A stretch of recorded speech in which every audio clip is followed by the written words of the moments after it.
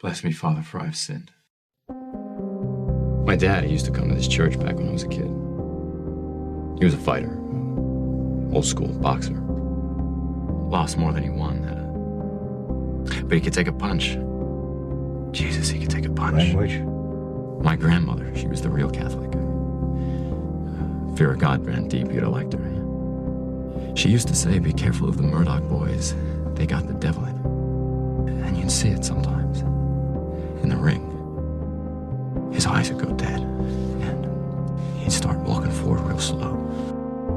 Hands at his sides like he wasn't afraid of anything. And I didn't understand it. What he was feeling deep inside, I didn't understand it. Not back then. Perhaps this will be easier if you tell me what you've done. I'm not seeking penance for what I've done, Father. I'm asking forgiveness for what I'm about to do.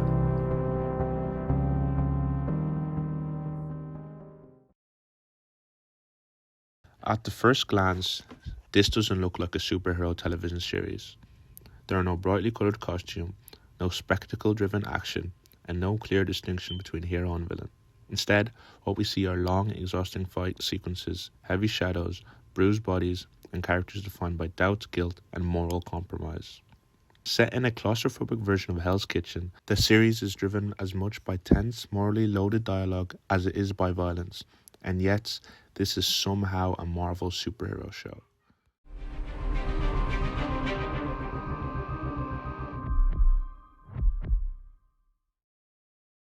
This uncertainty on its genre is precisely what made Daredevil so striking when it premiered in 2015. At the time, superhero television was dominated by network series such as Arrow, The Flash, Smallville, and Agents of S.H.I.E.L.D.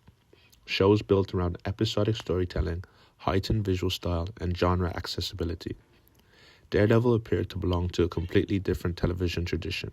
Produced as part of Netflix's early push into original programming, alongside House of Cards and Orange is the New Black, Daredevil adopted the aesthetic and narrative ambitions of prestige television rather than conventional comic book TV. This video essay argues that Daredevil Season 1 represents a turning point in superhero television, using cinematic visual style, grounded choreography, and sustained engagement with morality, faith, and violence to redefine what the genre could be on television. By examining the show's industrial context, formal strategies, and ideological concerns, this video essay will position Daredevil as a key factor in the emergence of prestige superhero television.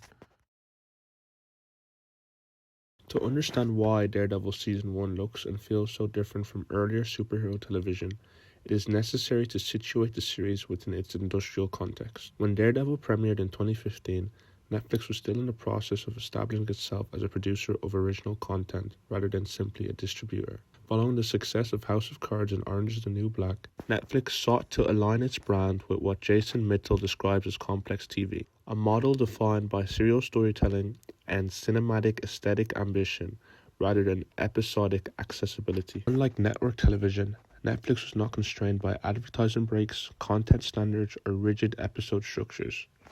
Daredevil to adopt a slower pace, a darker tone, and a highly serialized narrative that unfolds across the entire season. Season 1 functions as a single, continuous story rather than a sequence of self-contained episodes, positioning it closer to prestige cable dramas such as Breaking Bad than traditional comic book television.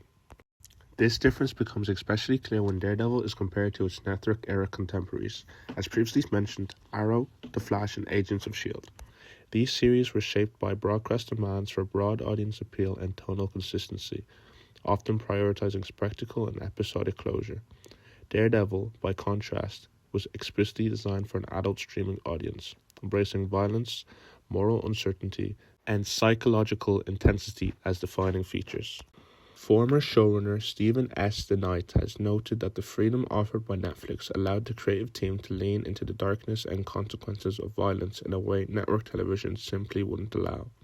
This creative freedom enabled Marvel to explore a more grounded, street-level corner of its cinematic universe, one focused on urban decay, systemic corruption, and personal guilt rather than spectacle. In this sense, Daredevil's aesthetic and thematic choices are not incidental.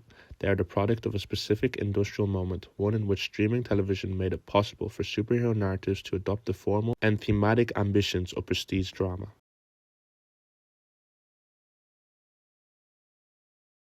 A defining feature of Daredevil Season 1 is its visual style, which stands in deliberate contrast to the dominant aesthetic conventions of superhero television at the time. Rather than relying on bright color palettes, visual spectacle, or heightened fantasy, the series adopts a restrained, noir-inspired approach, marked by low-key lighting, heavy shadow, and muted tones. This aesthetic choice immediately signals a shift away from genre excess and towards a more grounded, dramatic mode of storytelling. The Hell's Kitchen setting is central to this visual strategy. The neighborhood is presented as a claustrophobic and morally compromised urban space shaped by violence, corruption, and economic decay.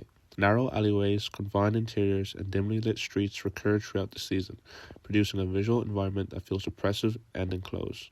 This spatial design reinforced the series' thematic concern with entrapment, social, moral, and psychological, and situates the narrative firmly within the realities of urban crime rather than superhero fantasy. Contemporary prestige television often uses visual style to externalize character psychology and thematic tension. Amy C. Chambers argues that Netflix's Daredevil develops a visual tone and texture that communicates Murdoch's enhanced allocentric sense, effectively showing a predominantly sighted audience how a blind character experiences the world. Charlie Cox's Matt Murdock is frequently framed in partial darkness, visually reflecting his divided identity as both a lawyer and vigilante. The persistent shadows of Hell's Kitchen mirror his internal conflict, suggesting that moral clarity is difficult, if not impossible, to achieve within such a compromised environment. This emphasis on atmosphere and visual coherence distinguishes Daredevil from other super television series that prioritize visual immediacy and spectacle, instead of presenting action in space as escapist. The series treats its environment as morally charged and narratively consequential. Through its careful use of light and frame in an urban space, Daredevil demonstrates how superhero television can employ cinematic visual storytelling to deepen characterization, reinforce themes, and align itself with the aesthetic ambitions of prestige drama. The fight choreography in Daredevil Season 1 plays a crucial role in redefining how action functions within superhero television.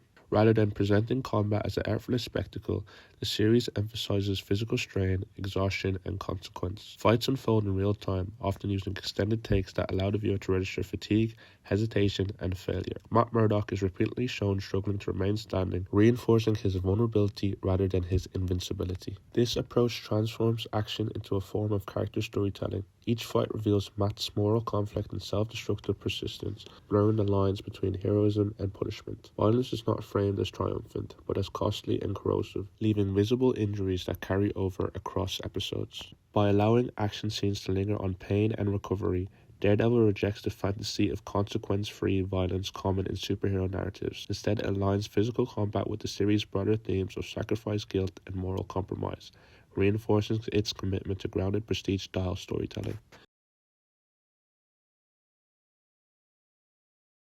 Beyond its visual style and grounded physicality, Daredevil Season 1 aligns itself with prestige television through its approach to characterization and dialogue. The series constructs its central figures not as fixed moral types, but as ideological, complex characters whose beliefs are continually tested through conversation, reflection, and conflict, allowing themes to emerge through debate rather than exposition. Do you believe in the devil, Father? Do you believe he exists? In this world, among us. Matt Murdock is conveyed as a deeply conflicted protagonist, shaped by Catholic guilt and a persistent tension between legal justice and vigilantism. His conversations with priests, allies, and adversaries repeatedly return to questions of sin, punishment, and redemption. Rather than resolving these tensions, the series allows them to remain open, positioning Matt's heroism as inseparable from self-doubt and self-punishment. This emphasis on religious and moral struggle distinguishes him from the more assured heroes. I wanted to make this city something better than it is.